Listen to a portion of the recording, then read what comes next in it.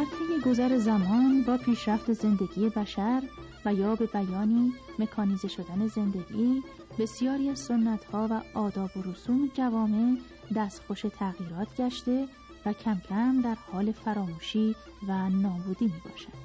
ناگفته نماند که بسیاری از این فرهنگ‌ها جزو اصالت هر جامعه محسوب می‌شود و نباید با بی‌تفاوتی و انفعال اجازه داده شود که این سنت‌ها به بوته فراموشی سپرده شوند.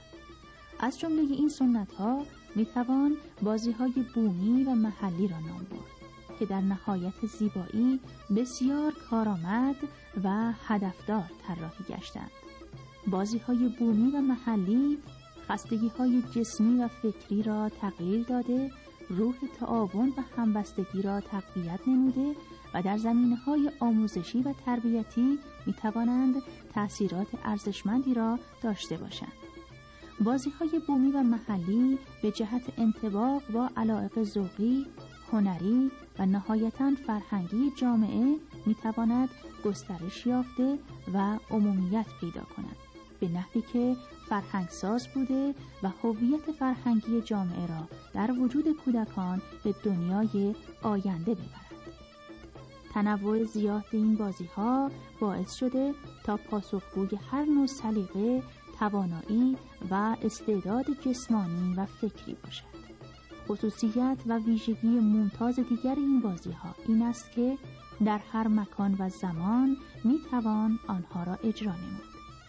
گروه‌های مختلف سنی از کودکی تا کهنسالی را به راحتی می‌تواند تحت پوشش داشته باشد.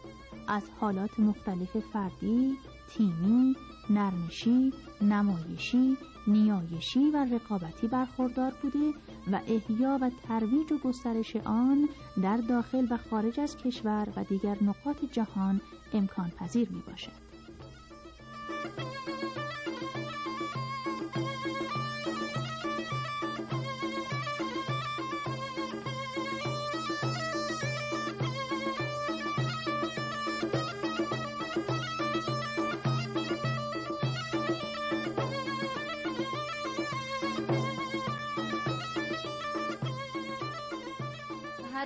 باید حدود 5 الی 6 دقیقه یکی از بازی‌های بومی محلی خودش رو اجرا بکنه با لباس‌های محلی و تلاش ما این هستش که بتونیم هیئت داورانی که اینجا هستن 5 بازی رو به عنوان برگزیده بازی‌های سال 82 انتخاب بکنیم تا انشالله بتونیم با آمادگی که و اردوهایی که برای این عزیزان خواهیم گذاشت در سال آینده این عزیزان رو به جشنواره جهانی بازی‌ها در کانادا اعزام کنیم.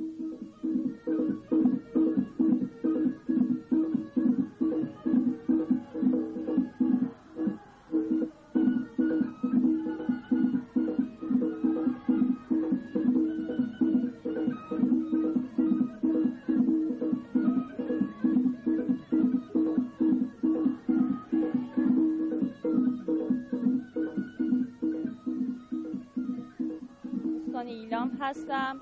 بازی که ما ارائه دادیم بازی گرگم و گله میزنمه.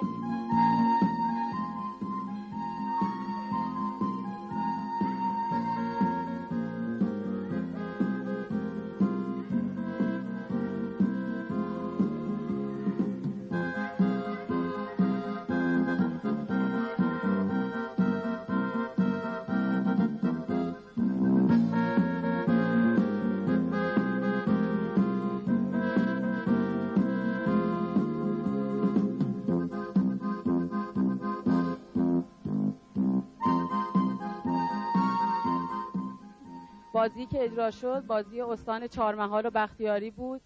نام بازی هم گرگک قشنگ ساعت چنده.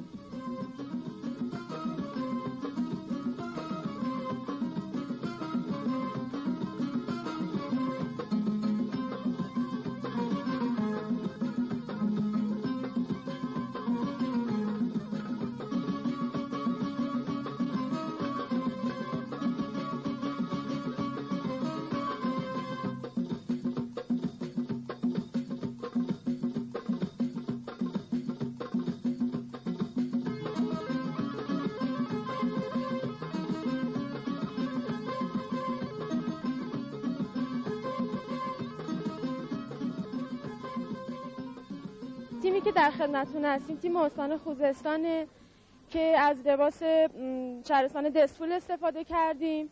اسم بازی محلیمون که بومی محلیه خروس جنگی هستش.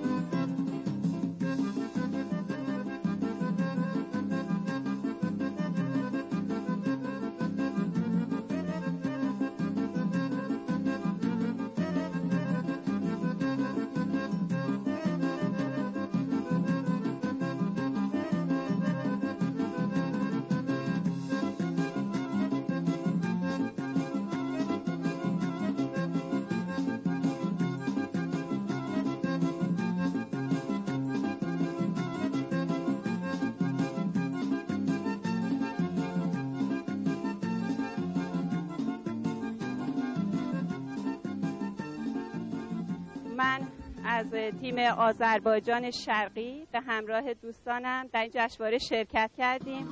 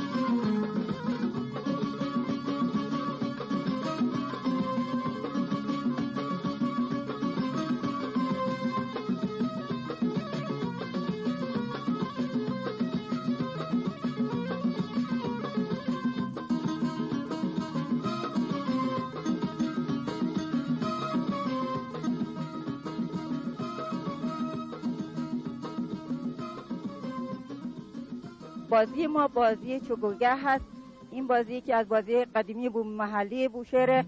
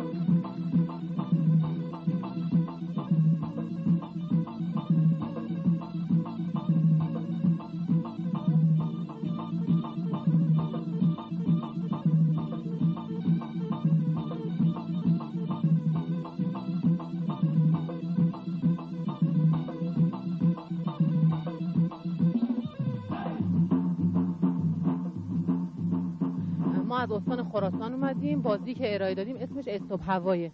لباسای محلیمون مال شهرستان قوچانه، همینطور بازیش هم مال شهرستان قوچانه.